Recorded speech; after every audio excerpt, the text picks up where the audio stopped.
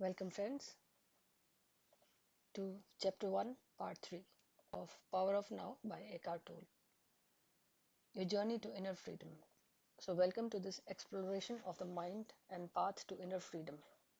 This journey focuses on profound realization you are not the voice in your head, but the one who hears it.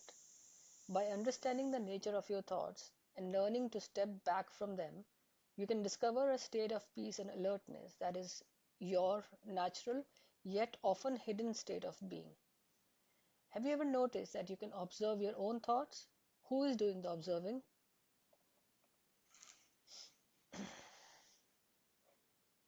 The internal tormentor. So, understanding the conditioned mind, for most of us, there is a continuous stream of thoughts running through our head, a voice that never seems to stop. This voice is the product of our conditioned mind, and it's built from personal history or culture. So, personal history, that everything you have ever experienced, learned, or suffered, or gone through. The culture, broader environment that we were raised in. So the distortion, because this voice is rooted in the past, it forces you to look at the present through a distorted lens, judging the now based on what happened then. So what this voice does to you, it the mind's impact of this voice is the tormentor, and the result is it acts as an enemy, constantly criticizing, blaming, and punishing. Becoming the witness. Step 1, watching the thinker. So the key insight is the most important discovery you can make is that you have the power to free yourself. This is the only true form of liberation. And how to start right now? So listen to the voice, pay attention to the thoughts that repeat themselves, the outdated records that keep on going in loop in your head every day. And then stay impartial. So start doing this new thing is do not judge them or condemn them, wish that they go away or argue with what you hear. Just keep ignoring them. Stay impartial. Because if you don't ignore them, if you pay attention to them, they get powerful. Third step is recognize the gap. Realize there is a voice and here I'm listening to it. Because if you observe, the thing you observe changes and it slows down eventually.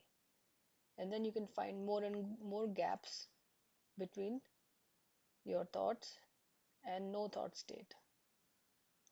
So, quick tip, if you start to feel bad about what the voice is saying, the mind has tricked you again. Just return to being silent observer, basically detached from your thoughts, detached from your mind. Finding the stillness in the gaps. As you observe a thought, you become witness standing behind it because you are no longer fueling thoughts. By identifying with them, they begin to lose power. The experience of no mind. When a thought subsides, it's cut down, you will notice a gap in the mental stream, a sensation, a deep sense of stillness and peace. The reality, this isn't boring silence, it's a beginning of your natural state of oneness with being. The outcome, a subtle, quiet joy arising from the simple act of existing. So imagine thoughts like clouds, gaps like blue sky appearing between them. Wow, that's a very good analogy. A state of heightened presence. No mind is not a trance or spacing out. It's it's the opposite of losing consciousness. A state of heightened presence. No mind is not a trance or space. No mind is not a trance or space. No mind is not a trance or spacing out. It's the opposite of losing consciousness.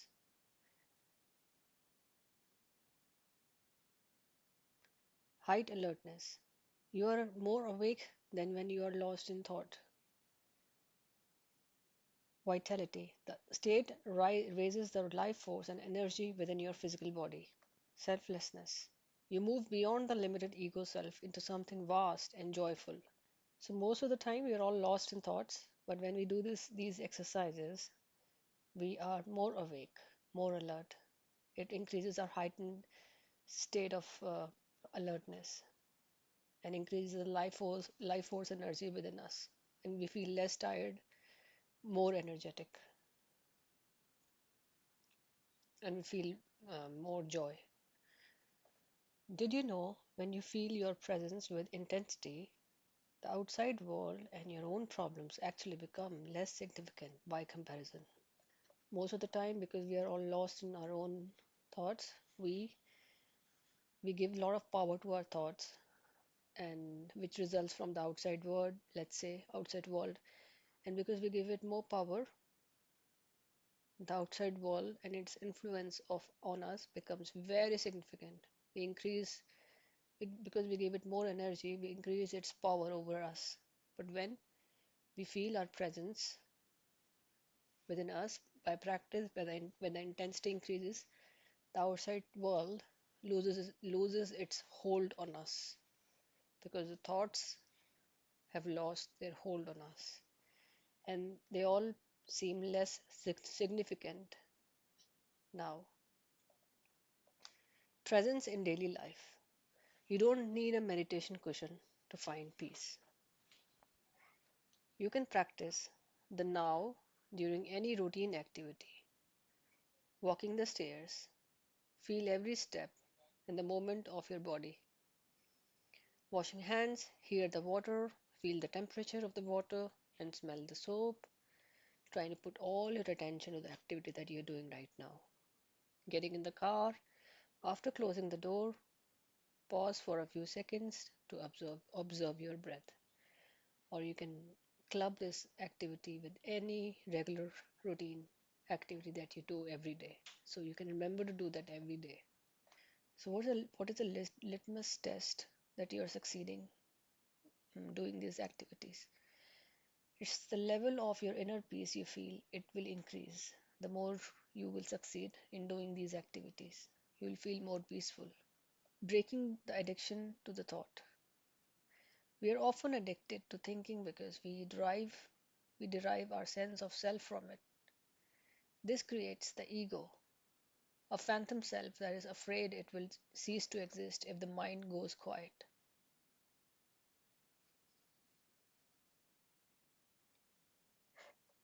The tool versus the master. The mind is a wonderful instrument for specific tasks, but we have forgotten how to put it down. The smile of freedom. Eventually you may smile at the voice in your head, like watching and takes from of your young child. This means you no longer take it very seriously. A gentle reflection. The peace you seek is not something you need to acquire, it is already there underneath the noise. True success is found in what you achieve, is not found in what you achieve, but in the depths of peace you carry within you. Are you ready to try it? Would you like me to guide you through a 2 minutes presence practice? Let's do that. Let's try and find a no gap mind right now. So, we've learned that you're not the voice in your head, you're the awareness behind it. By watching thoughts without judgment, you create gaps of stillness where true peace exists.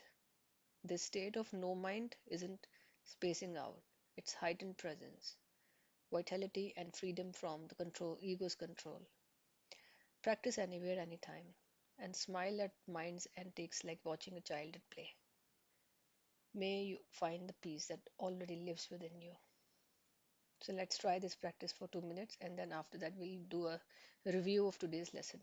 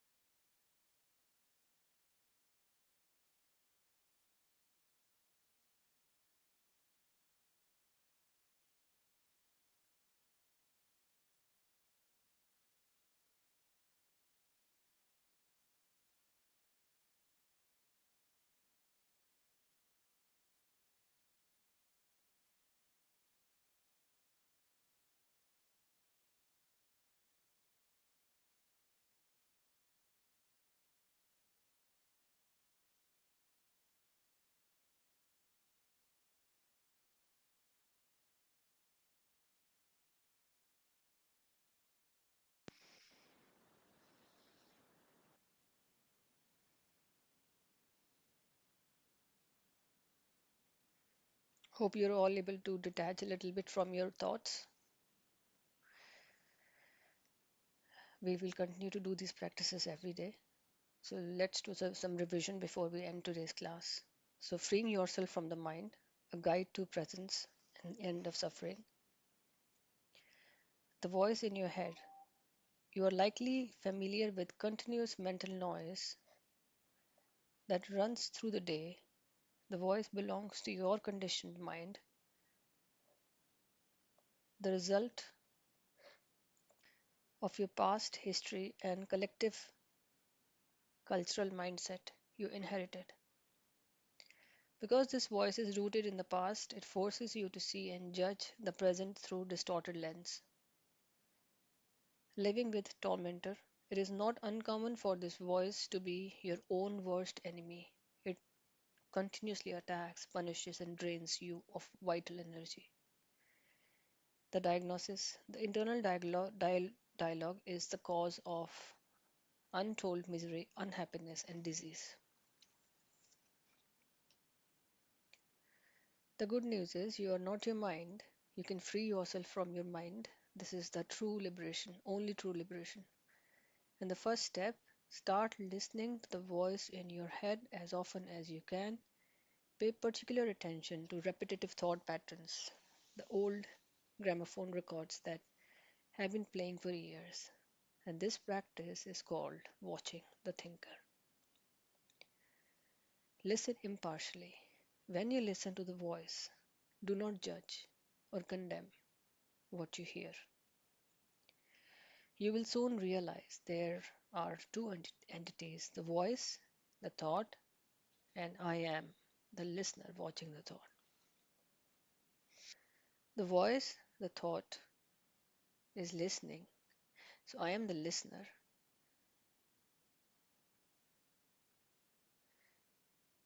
I am the witnessing presence, listening to the thought, the voice coming in my head.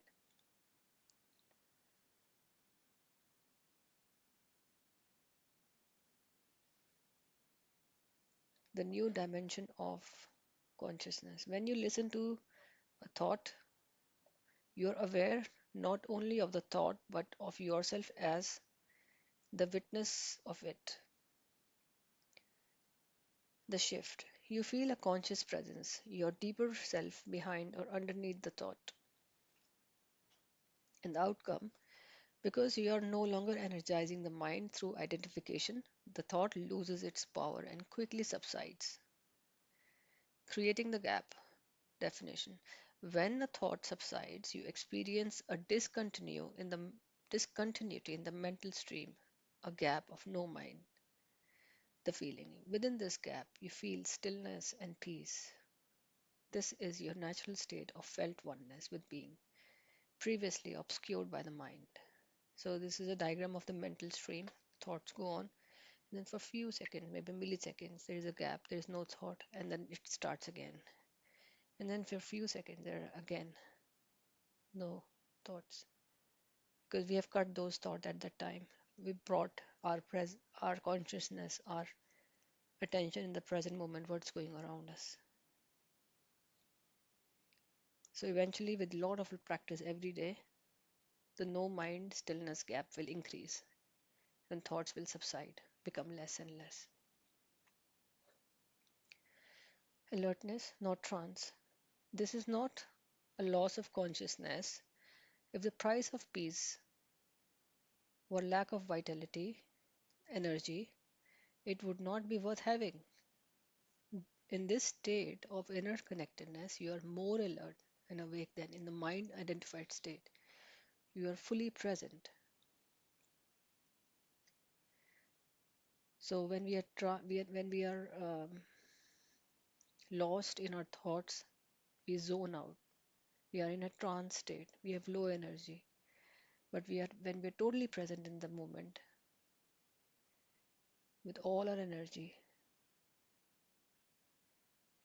it raises our vibrations. We become high vibrational frequency being.